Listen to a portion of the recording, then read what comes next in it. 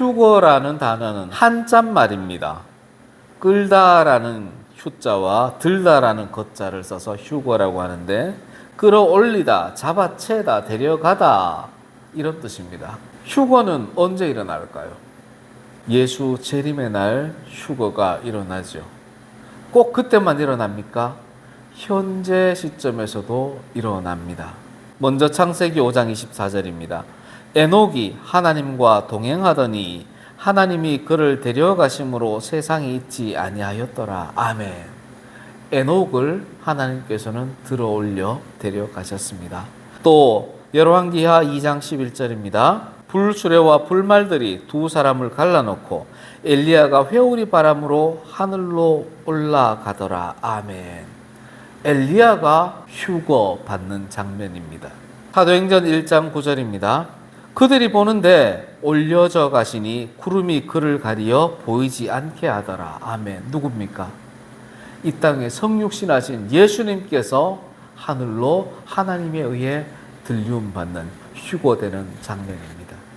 휴거는 종말의 때에도 일어나지만 현재 시점에서도 일어나고 있습니다. 휴거의 목적지는 어디일까요? 휴거를 한다는 것은 땅과 분리된다는 겁니다. 이 땅은 죄악된 땅이고 저주된 땅입니다. 이 땅에서 분리되는 것이 휴거라면 그 목적지는 어디겠습니까? 성경에는 이렇게 말씀합니다. 데살로니가전서 4장 17절입니다.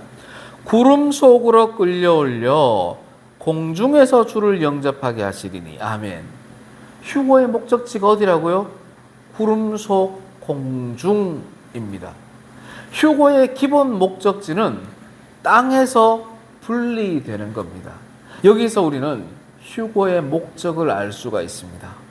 구름 속으로 끌어올려 공중에서 뭘 한다고요?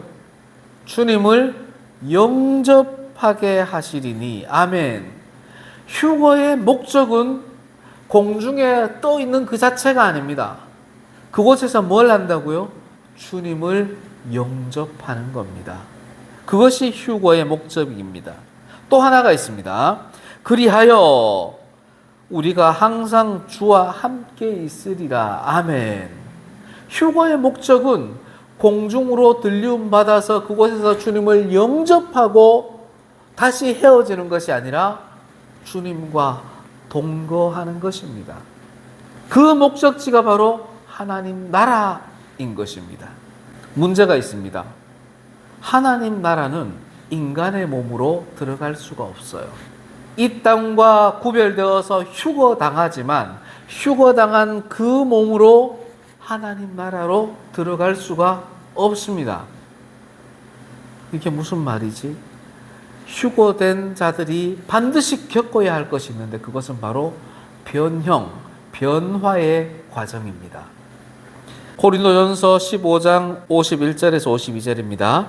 마지막 나팔에 순식간에 홀연히 다 변화되리니 나팔 소리가 나매 죽은 자들이 썩지 아니할 것으로 다시 살아나고 우리도 변화되리라. 아멘. 빌립보서 3장 21절입니다. 우리의 낮은 몸을 자기 영광의 몸의 형체와 같이 변하게 하시리라. 아멘. 우리를 휴거시킨 하나님께서는 그 자체에 멈추는 것이 아니라 하나님 나라로 들어갈 수 있는 영의 몸으로 변형시켜 주십니다. 이 과정이 있어야만 하나님 나라로 들어갈 수가 있습니다. 그러면 누가 휴거를 받고 어디에서 휴거를 받을까요? 마태복음 24장 31절입니다. 그가 큰 나팔 소리와 함께 천사들을 보내리니 그들이 그의 택하신 자들을 하늘 이 끝에서 저 끝까지 사방에서 모으리라. 아멘. 휴거당하는 자는 누구라고요?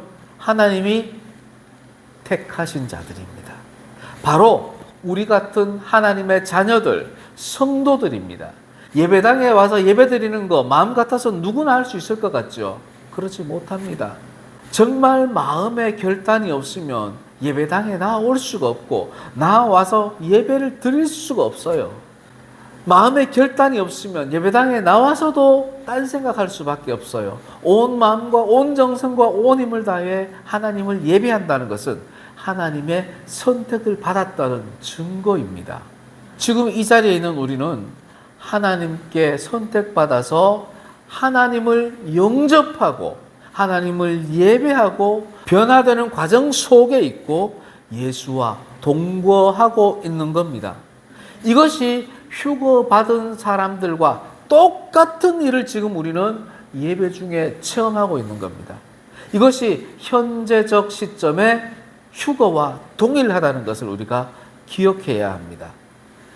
이 현재적 시점에 휴거가 어디에서 일어나고 있어요? 바로 삶의 현장에서 일어나고 있어요. 그래서 오늘 예수님께서는 31절 이하에서 휴거당하는 시점을, 상황에 대해서 말씀해 주십니다. 먼저 지붕 위에서 휴거당하는 사람이 있습니다. 31절입니다. 그날에 만일 사람이 지붕 위에 있고 그의 세간이 그 집 안에 있으면 그것을 가지러 내려가지 말 것이요. 아멘.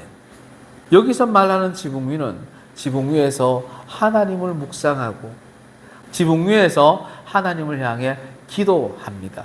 그래서 이 지붕 위라는 것은 예배 중이다라고 우리가 해석해도 무난합니다.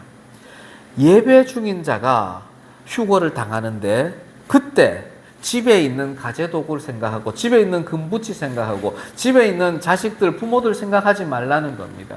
휴거 당할 때는 아무것도 생각하지 말고 휴거를 수용하고 하나님을 영접하라고 우리에게 말씀하시는 겁니다. 31절 뒷부분입니다. 밭에 있는 자도 그와 같이 뒤로 돌아가지 말 것이니라. 아멘. 밭에 있다는 것은 생업에 종사하고 있다는 거죠. 직장 생활하고 있다는 겁니다. 우여곡절 많은 그 직장 생활 속에서 하나님이 선택한 백성은 어느 순간 휴거 당하게 되는 겁니다. 그때에도 내 집의 일들, 내 통장의 잔고들, 내 남은 일거리들 생각하지 말라는 겁니다. 그때도 역시나 하나님을 영접하고 하나님을 예배하고 하나님께 나아가는 것을 멈추지 말라는 것입니다. 34절입니다. 그 밤에 둘이 한 자리에 누워 있음에 하나는 데려감을 얻고 하나는 버려둠을 당할 것이요. 아멘. 집에서 잠을 자다가도 부부간에 하나는 데려감을 당하고 하나는 버림을 당한다는 겁니다. 35절입니다. 두 여자가 함께 맷돌을 갈고 있으며 하나는 데려감을 얻고 하나는 버려둠을 당할 것이니라. 아멘. 지금까지 내가 수고해서 많은 일을 했지만 마지막 결정적인 순간에도 차별화되고 구별된다는 것을 우리는 기억해야 합니다. 얼마나 안타깝고 얼마나 두려운 일입니까? 우리의 일상 속에서 밤낮을 구별하지 아니하고 직장과 집을 구별하지 아니하고 예배 중과 일상생활을 구별하지 아니하고 휴거 때에는 어느 순간 어느 곳에서든 일어나는 것이 휴거입니다. 그럼 택감받지 못한 자들은 어떻게 될까요? 휴거 당하지 않죠. 휴거 당하지 않고 이 땅에서 죽음을 맞이합니다. 그 말씀이 37절입니다. 이르시되 죽음이 있는 곳에는 독수리가 모이느니라. 아멘. 사랑하는 성도 여러분, 휴거는 예수님이 재림할 때 일어나는 것이 확실합니다. 그런데 휴거는 그 순간에만 일어나는 것이냐? 그렇지 않습니다. 휴거의 시작점은 바로 현재 이 시점입니다. 지금부터 예수님이 재림할 그때까지 우리 선택받은 하나님의 백성들의 휴거는 진행 과정 속에 있습니다. 공간 이동하듯이 예수님이 재림할 때 축! 이것이 아니라 지금부터 조금씩 들리움을 받고 있는 과정 속에 있습니다. 지면에서 0.1mm 떨어져 있고 지면에서 1m가 떨어져 있고 지면에서 100m가 떨어져 있어서 바로 그 순간순간마다도 휴거되는 과정 속에 있다는 것을 우리가 기억을 해야 합니다. 우리의 인생의 삶은 어느 한순간 휴거 시점 10월 28일 00시 딱 정해놓는 것이 아니라 바로 지금부터 휴거가 되고 있다는 겁니다. 그럼 휴거가 되고 있으면 그 순간에 무엇을 해야 할까요? 하나님이 우리 인생을 휴거시키는 목적이 뭐라고요? 주님을 영접하게 하는 겁니다. 우리가 하나님을 예배하는 것, 바로 휴거 과정에 진입해 있는 우리가 해야 할 사명이자 일입니다. 다시 말해서 우리가 하나님을 예배하고 있고 말씀을 들으며 변화되고 있다면 그것이 휴거당하고 있다는 증거입니다. 사랑하는 성도 여러분, 휴거는 어느 한 시점에 휴거 시작, 휴거 끝 이것이 아니라 내가 태어났을 때부터 그때부터 이미 휴거 과정에 진입해 있다는 것을 우리는 한순간도 잊지 말아야 합니다. 우리가 휴거 과정에 진입해 있는 동안 하나님은 우리를 그냥 내버려 두지 않으십니다. 말씀으로 역사하시고 성령으로 내주하셔서 하나님은 이미 우리와 함께해 주시고 동거해 주십니다. 사랑하는 성도 여러분, 우리의 휴거는 일상에서 이미 시작되고 있습니다. 나의 인생에서 이미 휴거는 시작되고 있다. 그 시작된 휴거에서 내가 낙심하거나 절망하지 아니하고 휴거에서 탈락하지 아니하고 온전히 하나님이 기뻐하시는 하늘 백성, 천국 백성으로 살아가야 되겠다 결단하는 성도들 되시기를 소망합니다. 아멘.